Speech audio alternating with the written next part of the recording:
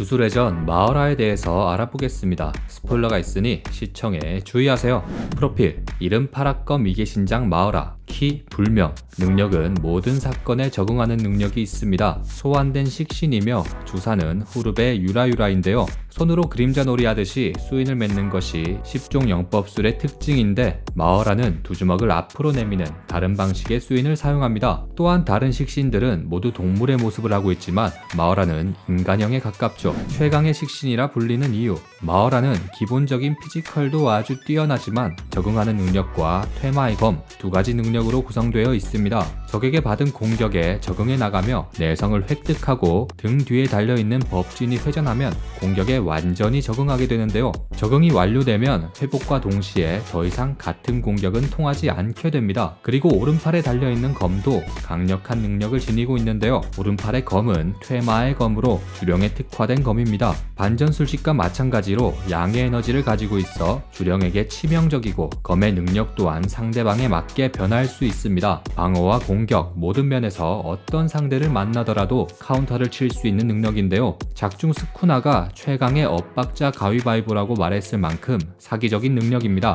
최강의 식신이라 불릴만 하네요. 이름의 의미, 마을화의 풀네임은 파라검 미개신장 마을화입니다. 줄여서 그냥 마을화라고 부르는데요. 먼저 파라검은 선대구사본기에 나오는 10종 신보 중 파라검을 뜻합니다. 악령을 물리칠 수 있는 신검으로도 알려져 있어 퇴마의 검으로도 불리고 있죠. 이게는 다른 세상을 뜻하며 신장은 신의 장수 혹은 신과 동급의 장군, 그리고 마을화라는 이름은 12신장 중 한 명이라고 추측하고 있습니다. 파라검으로 악을 다스리는 신의 장군 정도로 해석되네요. 조복 방법, 10종 영법술에서 식신을 조복하기 위해서는 두 가지 조건이 있습니다. 바로 술자 본인만 조복을 해야 하며 해당 식신에게 이겨야 한다는 조건이죠. 그것은 마을화뿐만 아니라 다른 식신들도 마찬가지인데요. 하지만 이 두 가지 조건은 조복에 성공하기 위한 조건이지 조복을 진행하기 위해서 여러 명이 도전할 수 없는 것은 아닙니다. 다만 여럿이서 싸워 이긴다 하더라도 조복은 실패하게 되는 것이죠. 메구미는 이러한 룰을 이용해 조복하기 위해서라면 언제든 식신을 불러낼 수 있다라고 설명하며 마을화를 불러냈습니다. 역대 10종 영법술사 중 마을화의 조복에 성공한 술사는 한 명도 없다는 점을 보면 누가 봐도 자폭기로 보이는데요. 하지만 다행히도 스쿠나가 마을화를 죽인 덕분에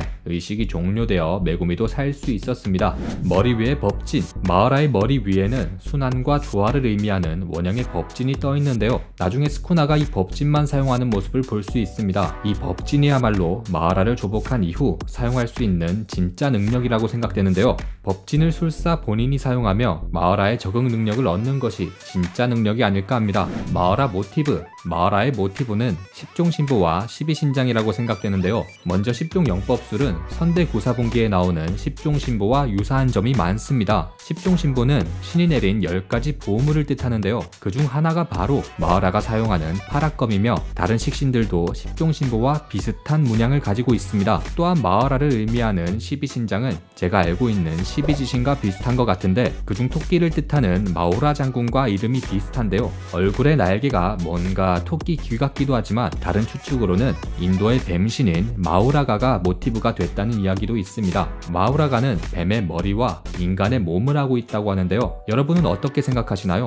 뱀 같기도 하고 토끼 같기도 하고 두 개를 섞었다고 봐도 되겠네요. 후르베 유라유라, 주사의 의미, 메구미가 마을화를 부를 때 외우는 주사인 후르베 유라유라는 일본 신화 선대구사본기에서 10종 신보의 힘을 해방하는 주문입니다. 앞서 말했듯이 10종 신보가 10종 영법술의 모티브라면 마을화는 일종의 필살기라고 볼 수 있습니다. 그리고 후르베 유라유라라는 주문은 선대구사본기에서 죽은 자도 살리는 힘이 있다고 합니다. 스쿠나가 마을화를 죽인 방법, 마을화를 쓰러뜨릴 수 있는 유일한 방법은 처음 보는 공격으로 마을화가 적응하기 전에 한 방에 보내는 것입니다. 옥견마냥 위험한 냄새를 맡고 메구미를 구하러 온 스쿠나는 마을화에게 참격해를 계속 사용하지만 결국 마을화의 적응이 끝나고 참격이 통하지 않게 되자 마을화가 자신의 공격에 적응하고 있다는 사실을 깨닫고 영역전개로 마을화의 발을 묶어놓은 다음 강력한 한 방을 모아 불화살로 불태워 겨우 이길 수 있었습니다. 눈치가 진짜 빠르네요. 스쿠나가 메구미를 구해준 이유, 고조는 메구미에게 옛날 고조가와 제닌과의 당주가 싸웠고 둘 다 죽었다고 말했습니다. 당시 고조가의 가주는 고조와 같은 유관의 소유자로 무하한의 주술을 사용할 수 있었고 제닌과의 당주는 메구미와 같은 10종 영법술을 사용했습니다. 10종 영법술은 고조에게도 이길 수 있다는 가능성이 있는 복선인 줄로만 알았지만 이후 스쿠나가 메구미의 몸을 차지하기 위한 복선이었던 것 같네요. 어쩌면 스쿠나는 처음부터 메구미의 몸을 차지할 생각으로 이타도리와 약속을 한 것이 아닐까 합니다. 마허라를 더 이상 소환할 수 없다.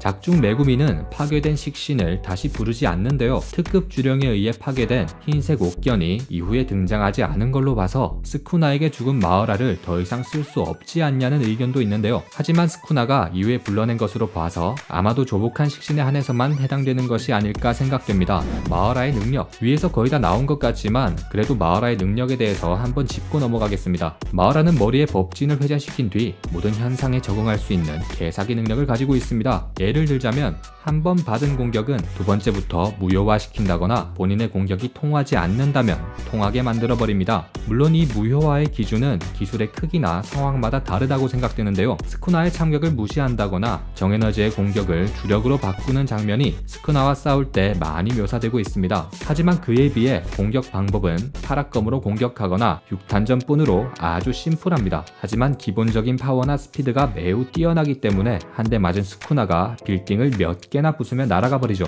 시간 잘 때우셨다면 구독과 좋아요 부탁드립니다. 끝까지 시청해주셔서 감사합니다.